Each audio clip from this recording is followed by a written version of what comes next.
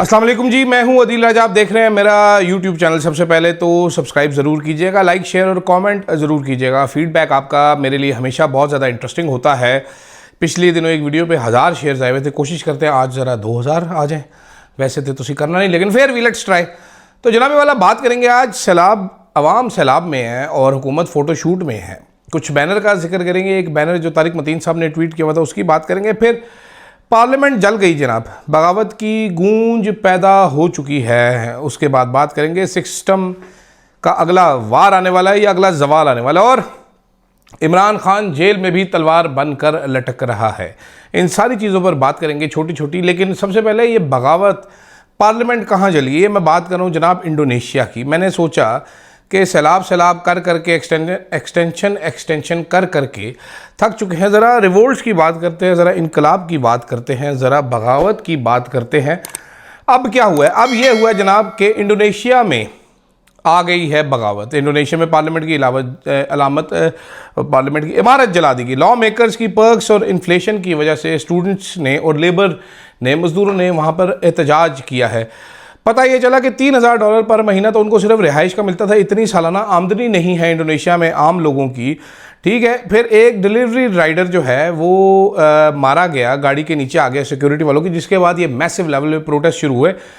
जो गवर्नमेंट है उन्होंने अपने प्रोटेस्ट रोल बैक करने की ऐलान किया। क्रेडिबिलिटी लेजिटिमेसी डेंट हो चुकी है। अभी फ़िलहाल प्रोटेस्ट हॉल्ट हुए में because carrot and stick policy चल रही है इंडोनेशिया में। इससे पहले हमने देखा था 2022 में श्रीलंका में फ्यूल एंड फूड कमोडिटीज़ की शॉर्टेज पे श्रीलंका का जो रुपी था वो कोलैप्स कर गया था। मिडिल क्लास और जो गरीब लोग हैं वो सब यूनाइट हो गए थे। प्रोटेस्टर्स जो हैं उन्होंने राजमहल जो है, यानी कि जो पैलेस था राजा पक्सा का, उस पर हमला कर दिया था। आपने वो तस्वीर देखी थी, वो राजा जिस तरह रहता, वो हैरान थे कि किस तरीके से ये रह सकता है। हमारा वो जो सदर है हमारा, आर्मी को डिप्लॉय किया, लेकिन ये प्रोटेस्ट का मोमेंटम जो है और इकोनॉमिक बैंकरप्सी की वजह से हुकूमत चली गई थी श्रीलंका की। इसके बाद बांग्लादेश में आप आ जाते हैं।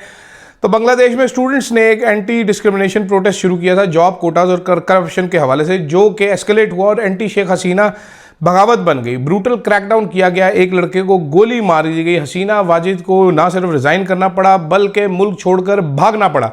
ट्रिगर इसमें क्या बना? इसमें भी यूथ ट्रिगर बना।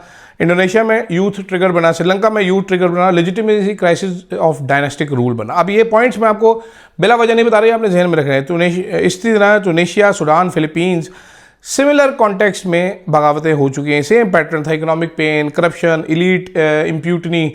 यहाँ से आग लगती है, फिर मैसेज मूव करते हैं। ये कॉमन डीएनए। अच्छा, जो भी बगावत होती है उसका डीएनए, कॉमन डीएनए क्या है? इकोनॉमिक डेस्परेशन होती है, यानी कि इन्फ्लेशन होती है, शॉर्टेजेस होती हैं, फ्यूल या फूड क्राइसिस हो सकता है। इसके बाद इलीट्स की पर्क्स एंड प्रिविलेजेस जो हैं वो एक्सपोज हो जाती हैं। इसके बाद यूथ और स्टूडेंट मोबिलाइजेशन जो है वो आती है सबसे पहले।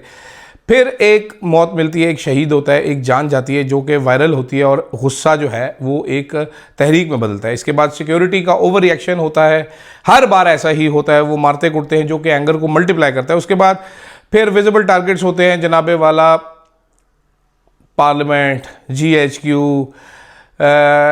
महल्लात हुक्मरानों के, अदालतें, ये विजिबल टारगेट्स होते हैं हर एक में। अब इसमें इन मिसालों में हम पाकिस्तान को फिट करते हैं। पाकिस्तान में फ़र्क है, सिमिलैरिटीज़ क्या है? फ़र्क है, सिमिलैरिटीज़ क्या है? इन्फ्लेशन, इलीट का लाइफस्टाइल आप देख रहे हैं, गाड़ियाँ देख रहे हैं।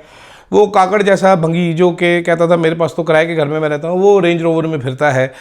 चीफ जस्टिस की इधर पेंशन जो है वो 24 लाख रुपये हो चुकी है। हमारी साल की कमाई 24 लाख नहीं हुआ करती, ठीक है। वो एक महीने में 24 लाख रुपए लेते। फिर डायनेस्टिक पॉलिटिक्स आ गई है। भाईजान बेनज़ीर के बाद आसिफ जरदारी, बिलावल भुट्टो, आसा भुट्टो तैयार है, नवाज शरीफ, शहबाज शरीफ, मरीम नवाज, जुनैद सफदर, पता नहीं कितने कितने तैयार हैं आगे, ठीक है। ये बांग्लादेश और श्रीलंका की तरह होता है। उसके बाद पुलिसिंग एक्सेस, कस्टोडियल डेथ्स, आपने सीसीटी देखा है। इस पर मैं डिटेल में एक व्लॉग करूँगा कैसे लोगों को मारा जा रहा है, ठीक है। क्रैकडाउन्स, बिला वजह के क्रैकडाउन्स आप देख लें, कितने ज़्यादा पागलपन की हद तक क्रैकडाउन्स इस टाइम पाकिस्तान में चल रहे हैं। अब डिफरेंसेस क्या हैं पाकिस्तान, बांग्लादेश, श्रीलंका, इंडोनेशिया में? डिफरेंसेस ये हैं कि यहाँ पर मिलिट्री एक अल्टीमेट आर्बिट्रेटर है। श्रीलंका, बांग्लादेश, इंडोनेशिया, इधर मिलिट्रियाँ तगड़ी हैं लेकिन सियासत में इस तरह इन्वॉल्व नहीं है जिस तरह पाकिस्तान में है। डीप स्टेट जो है वो कोलैप्स को प्रिवेंट करती है, रिवोल्ट को, रिफॉर्म को भी रोकती है। मसला ये कि रिफॉर्म को भी ये लोग रोकते हैं, फौज वाले। जुडिशल चेस बोर्ड पाकिस्तान की हाइपर एक्टिव जुडिशरी है जो कि अवाम की साइड पे नहीं है, वो ताकतवर की साइड पे होती है। श्रीलंका में अदालतों ने मासेस को फॉलो किया था, यहाँ पर ऐसा नहीं होता। यहाँ पर काजी जैसे 2 नंबर जजेस आते हैं जो कहा जाता है वो करते हैं। फिर आइडियोलॉजिकल पोलराइजेशन है पाकिस्तान में, इकोनॉमिक डिवाइड नहीं है, ये वॉरफेयर है, डिवाइड नैरेटिव वॉरफेयर है। इसमें anti west, pro west, liberal, anti liberal, मजहबी, शिद्दत पसंद, ब्ला ब्ला, पटवारी, यूथ ये फैला हुआ है। फिर मीडिया का इकोसिस्टम पूरा का पूरा टेक ओवर है, ठीक है, पूरा टेक ओवर है। सोशल मीडिया अब कुछ लड़ने की कोशिश कर रहा है। फिर आ जाता है पाकिस्तान की आखिरी यूनिकनेस, न्यूक्लियर स्टेट फैक्टर। दुनिया भी नहीं चाहती कि पाकिस्तान कोलैप्स करे, लेकिन मतलब क्या है इसका? मतलब यह है कि एलीट के प्रिविलेज ऑप्टिक्स जो हैं ये हमारा एक ट्रिगर पॉइंट है इस टाइम पे। फिर स्टूडेंट्स इनकी, इसीलिए आप देखते हैं कि जो भी फौजी हुक्मरान मुशर्रफ है, स्टूडेंट यूनियन पर पाबंदी हर हुकूमत लगाती है, क्योंकि ये एक ट्रिगरिंग फैक्टर है। मिलिट्री की ओवर स्क्रूटनाइजेशन, अभी जिधर भी जाएँ जनाब फ़ौज खड़ी हो जाती है, चौकों में भी आगे खड़ी हो जाती है, सिक्योरिटी करना शुरू होती है, हर चीज़ में सैलाब में हैं, इधर हैं उधर हैं, लेकिन ये सिर्फ इनएविटेबल को डिले कर सकता है मेरे ख्याल में, इसको हमेशा के लिए रोक नहीं सकता। पाकिस्तान को अगर श्रीलंका स्टाइल प्रेशर फेस करना शुरू करेगा तो स्टेट की कैपेसिटी नहीं है। पाकिस्तान में एक और मेजर फैक्टर है इस टाइम पे, वो है इमरान खान का फैक्टर, कि श्रीलंका उसकी तरह पाकिस्तान के पास एक सिंगुलर अपोजिशन लीडर है जिसका मैसिव करिश्मा है, जो कि यूनिफाई कर सकता है प्रोटेस्ट को पॉलिटिकल रेवोल्यूशन पे, सिर्फ एक रोटी कपड़े मकान की लड़ाई के लिए नहीं।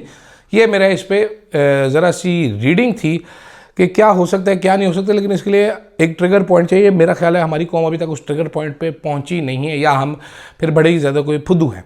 दूसरी तरफ जनाब फ़ोटो शूट्स जारी हैं। तारिक मतीन साहब हैं, सीनियर है हमारे। तारिक मतीन साहब ने एक वीडियो ट्वीट की हुई थी, चंद फौजी जवान जो थे वो मरीम नवाज़ का बैनर लगा रहे थे। कोई तनकीदी बात नहीं है, बड़ी अच्छी बात है। फ़ौज मरीम नवाज़ के लिए प्रमोशन के लिए काम कर रही है, दिन रात एक, ये इदारे सारे एक पेज पे कोहिजन के साथ काम कर रहे हैं। बड़ी अच्छी बात है, बड़ी अच्छी चीज़ है, ऐसे ही होना चाहिए। फ़ौज को सियासी लीडरान के नीचे लग कर काम करना चाहिए, जो कि उनका काम है। अगर वो उनको बताएं कि बैनर लगाओ तो इनको फ़ौरन से पहले बैनर लगाने चाहिए। मुझे देख के बड़ा अच्छा लगा कि भाईजान सब एक पेज पर हैं और बेहतरीन काम कर रहे थे फौजी। उन्होंने बेहतरीन सिविलियन से ज़्यादा मजबूती के साथ वो बैनर बांधा।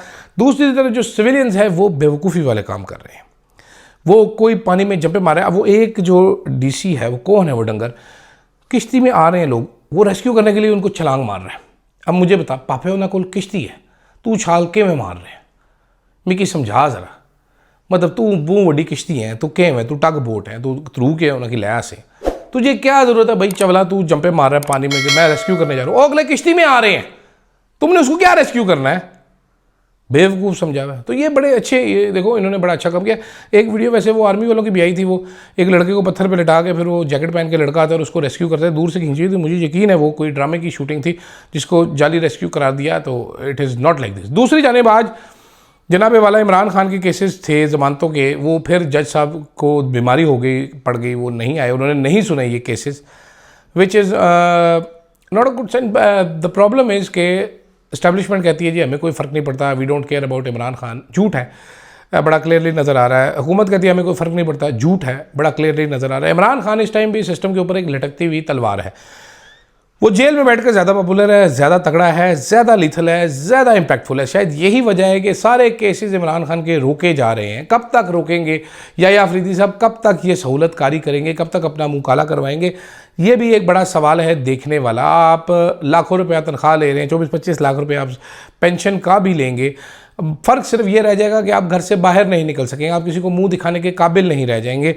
और ये अब सिर्फ कहीं सुनाई बात नहीं है, बहुत सारे जो रिटायर हो रहे हैं उनके साथ ये हो चुका है, मज़ीद के साथ होता रहेगा। सिस्टम का पुशबैक आ रहा है इमरान खान की तरफ। मुझे लग रहा है कि ये आखिरी ज़वाल की तरफ जा रहे हैं हम, जिस तरीके से हम कर रहे हैं। शायद इंडोनेशिया वाला वक्त आने वाला है कि जब आगे लगी होंगी। आप 9 मई को अगर एक तरह से देखिए तो 9 मई भी वही वक्त था जब आवाम का रिएक्शन आया था, और बहुत बुरे तरीके से रिएक्शन आया था। उमैर न्याजी की उस दिन नदीम मलिक के प्रोग्राम में बात सुन रहा था, उनका ये कहना था कि इमरान खान को रेंजर्स ने गिरफ्तार क्यों किया, पुलिस गिरफ्तार आराम से कर सकती थी, गिरबान से पकड़े घसीटते हुए लेके जाना, तजलील करने का आपने पैगाम देना था, फिर रिएक्शन लोगों का तो आना ही था। मैं बिलीव करता हूँ इस बात पे, DGI साहब या बाकी सब जो 9 मई के बारे में कहते हैं, I do not believe in this. It was public reaction, अवामी गुस्सा, अवामी नफरत जो खुलकर सामने आई थी, जो सच बात है वो कहनी चाहिए। और मेरा ख्याल है 9 मई की सबसे अच्छी एक्सप्लेनेशन भी यही है। जजेस को भी ये सोचना समझना चाहिए, आप पैसे जिस काम के लेते हैं वो काम कीजिए जिस काम के हलफ लिए हुए, बाकी देखें क्या होता है। खैर, अल्लाह खैर करेगा। फ़िलहाल के लिए इतना ही। आज मज़ीद मैडम मरीम नवाज़ के फ़ोटोशॉप देखते हैं, फ़ोटोशूट देखते हैं। आज मैडम क्या गुल खिलाती हैं, हवा में उल्टबाजी कैसे खड़काती हैं। एंजेलिना जोली ने काले कपड़े पहने थे सैलाब वालों के लिए, तो आज भी क्या मैडम काले कपड़े पहन कर ही निकलेंगी या आज कोई और इंटरनेशनल एक्ट्रेस को कॉपी किया जाएगा। वैसे वाइट कलर में भी बहुत सारी हॉलीवुड की एक्ट्रेसेस गई हुई हैं इस तरह की कैलामिटीज़ पे। प्लीज़ ट्राई वाइट टुडे, मेरा ये मशवरा है। खैर, फीडबैक ज़रूर दीजिएगा। फ़िलहाल के लिए मुझे दीजिएगा इजाज़त। अल्लाह हाफ़िज़।